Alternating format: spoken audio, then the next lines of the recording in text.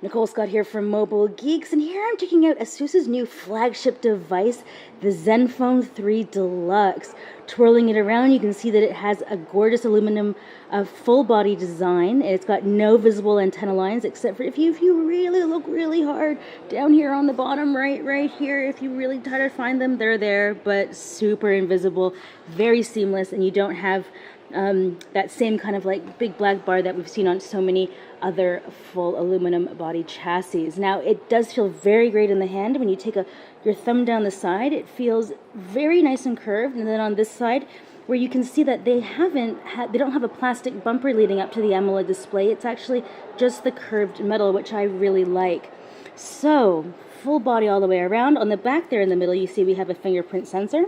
If I put my hand onto the back, put it, I kind of grasp the bottom, so I have fairly normal-ish girl hands. So on like a dude, that would be like, yeah. So when we check out the fingerprint sensor, that's going to be interesting to see how much of the fingerprint it actually registers. So walking around, you can see that they've kept the kind of ZenFone design with, there's no volume on this one, but the fingerprint sensor there.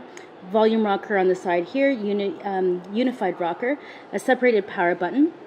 Around the bottom, we have a single speaker as well as USB Type-C, so that's reversible.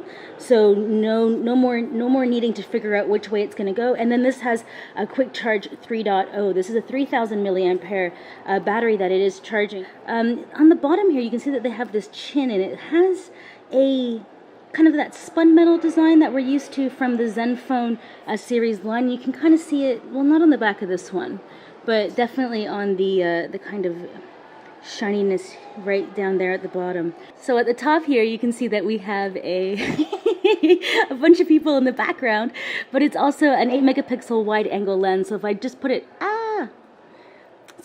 this way, you can see, well, it doesn't look very wide angle. Let's go into the settings and actually check that out. Now, here we go. No, because I think it's in a 4:3 format, which it is.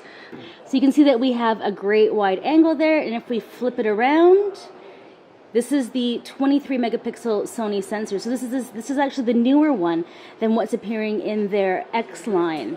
So let's see how quickly we can take some shots. Okay, well, we're gonna have to turn that down. That's a pretty loud button. But yeah. We have EIS and OIS, so if we want to take video, there's people walking, you can see that it is quite stable. If we take a look around the system, you can see that it has the ZenFone UI, which is pretty classic. We're used to seeing a lot of the standard stuff. You can see that the circular UI is still here. The performance on the UI is very nice and smooth, and that is because it's running a Snapdragon 820 processor with 6 gigabytes of RAM, which is kind of enormous, 6 gigabytes. If we take a look down the side, you can see that there's actually an always-on display option here as well. Let's just turn that on so you can see that there it is. Slide that up.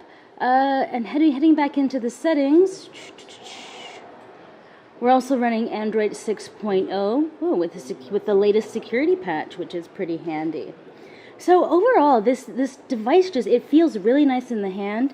We have the sapphire glass on the protruding camera module at the back. There's also the laser autofocus there, which helps you obviously take faster shots at night, as well as anything that's in a 1.2 meter line of sight. It's going to focus on that a little bit faster.